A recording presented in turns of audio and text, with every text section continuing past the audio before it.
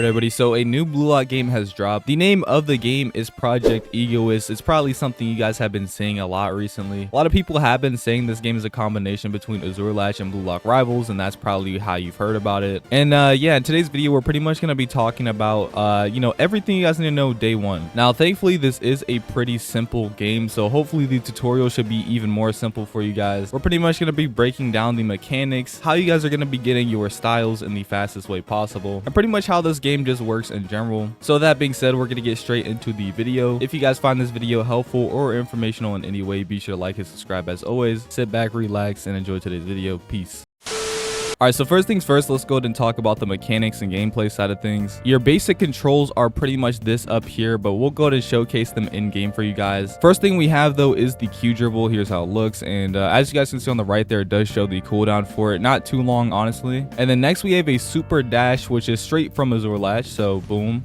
And on the super dash, you actually don't have iframes, which I've seen a lot of people complaining about, but apparently they add this in to kind of make players use teamwork to end up succeeding in games and scoring goals. So we will do it once again for you guys.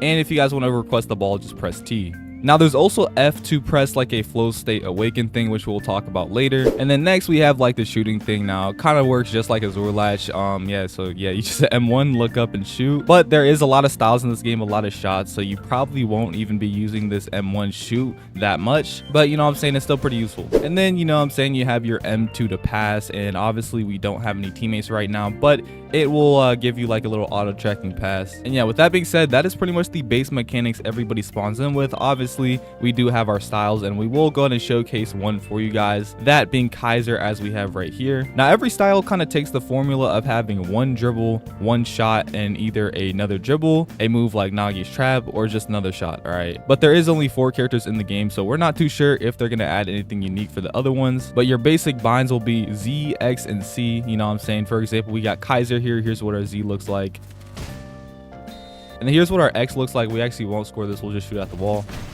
And here's what our C looks like. All right, this actually works off and on the ball. And yeah, if you guys want to see any of the other styles, be sure to let me know in the comments below, and I will get my hands on every single one of them for you guys. But yeah, that's pretty much the basic setup when it comes to styles. Like I said earlier, you have a dribble move, a shot, and then a specialty move. And the specialty move can either be like a pass, another shot, or a trap like Nagi. It really just depends on what you have.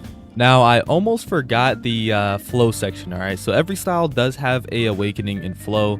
They're pretty much combined, so if I say flow or awakening, they're pretty much the same thing. But it's literally just like Azure Latch. You literally just farm it by obtaining the ball. So I'm gonna kick the wall and show you guys what Kaiser's awakening looks like. I'll see you guys there.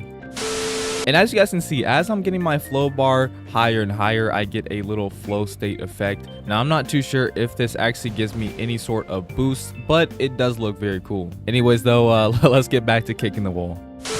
All right, you guys, we can finally stop kicking the wall. You know what I'm saying? You press F to awaken your flow. You get an animation like this. And yeah, it does remind me a lot about Azure Latch. Now, I'm pretty sure you do get an extra Kaiser Impact variant. Okay, this music is very loud. Go ahead and turn that down. But yeah, you do get a Kaiser Impact variant. Now, there is nobody online for me to showcase this ultimate. But yeah, as you guys can see, you guys do get a bonus move. Every style has this, and I do think they do have their variants. Like, I think Nagi has a couple variants, if I'm not mistaken. But yeah, that's pretty much how the flow mechanic works.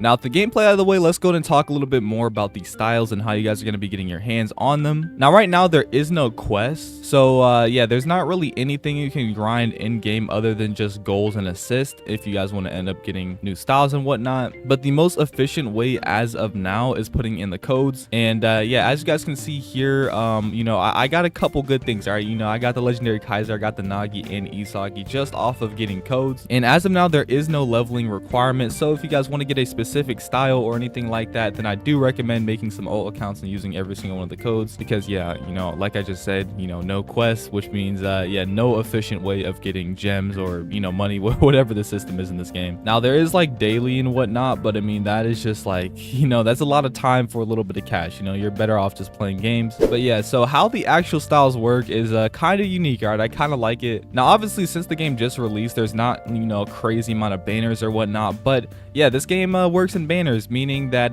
you know, not every style is going to always be out at the same time. On new updates and whatnot, some styles will be out of the shop. Now in this case, since the game just released, every style's in the shop, say Kaiser, Nagi, and Isagi. But in the future, when we get Shido and whatnot, you know, it will have its own banner. Now same goes for the titles, the emotes, the MVP animations, and goal effects. So yeah, when it comes to updates, it looks like we're going to be getting a ton of content. So yeah, that's pretty much the way you're going to be getting your styles in this game. Once you do end up getting your styles, they will be in your inventory like so. Same with your titles, emotes, MVP animations, goal effects, and whatnot. But yeah, this is pretty much what it's going to look like when you guys end up getting a style. It's going to be like a card thing flipping over, which is honestly pretty cool to me. But yeah, I actually want to rewind a bit. All right, I forgot there was a shop area, so if you guys want a better chance of getting some of these styles and whatnot, you guys could use the shop. But I'm gonna be honest with you guys, you're better off just making alt accounts, you know what I'm saying? Because yeah, it's definitely a lot of Robux for this. It says 549 Robux for 10k yen, which pretty much means you're gonna be getting 20 spins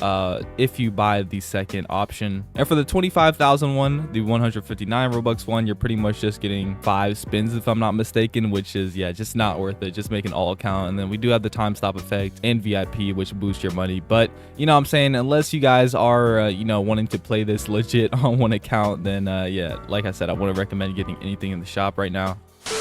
But yeah, now it's time to move on to the keybinds. So when you go to settings, you have a lot of customization. You have the auto run, which I recommend keeping on, the background music, which is personal preference, slow music, then the camera shake effects. Then we have smooth character, which is pretty much like it says below, make other players' character run more smoothly and more accurate. Now it doesn't really say what's going to be at cost when you enable the setting. I'm guessing it's going to be a bit behind. You know, I'm not too sure yet though. I haven't tested it, so I'm not going to say too much about it. We have head camera movement, meaning like when you move your camera, your character's head moves around. Ping warning, meaning if you're in a laggy server, it will display it on your screen. And then obviously the change keybinds here, you can literally change everything here, which is pretty cool. I can't really see what's okay. Yeah, now I can see what's below super dash. So yeah, if you guys like an Azure latch feel, you could make your super dash F, make your slide Q. I think that's how it is in Azure latch. But yeah, it is very customizable. So those of you guys who like Azure latch better, or those of you guys who like Blue Lock Rivals better, you guys can customize the game to how you like it and what you're comfortable with. And then, you know what I'm saying, they didn't forget about the mobile users. Now I'm not on mobile obviously, but you can change where your buttons are placed. So yeah, big W for the mobile users out there. With that being said though, that is pretty much everything I had to cover in today's day one video. I think I went ahead and covered everything. With that being said though, be sure to let me know in the comments down below if you guys are enjoying this game so far, if you guys think it is just a carbon copy of the other Blue Lock games, or if you guys think it has some good potential to be one of the greats. You guys be sure to let me know regardless. I hope you guys get these styles you end up winning on this game. Peace.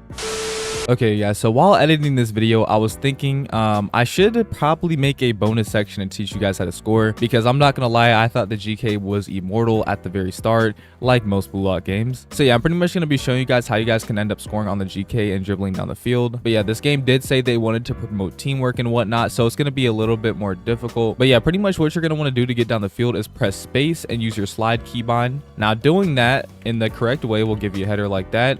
And yeah, you can pretty much just keep doing that and keep getting a boost down the field, literally just like Azure latch. All right, I'm pretty sure these guys actually worked on Azure latch if I'm not mistaken. So yeah, when it comes to mechanics, the games are pretty much identical. So the same way you guys are going to get down the field in Azure latch is the same way you're going to get down the field in this game. Now if you mix this with maybe a super dash, you guys can get down the field even faster. And if you use a Q, you can make the ball super safe, so you can go through entire teams. And then you know, if you go ahead and mix up this, you know, with the super dash, with a move, you're already down the field. Now, since we got down the field, I'm going to go and teach you guys how you guys are going to end up scoring on the GK. And you guys want to be very careful when you're scoring on this dude, because sometimes he has like moments where he just goes absolutely crazy. But yeah, you're pretty much going to want to drag him out the net. When he's outside the net like this, you're pretty much in for a free goal.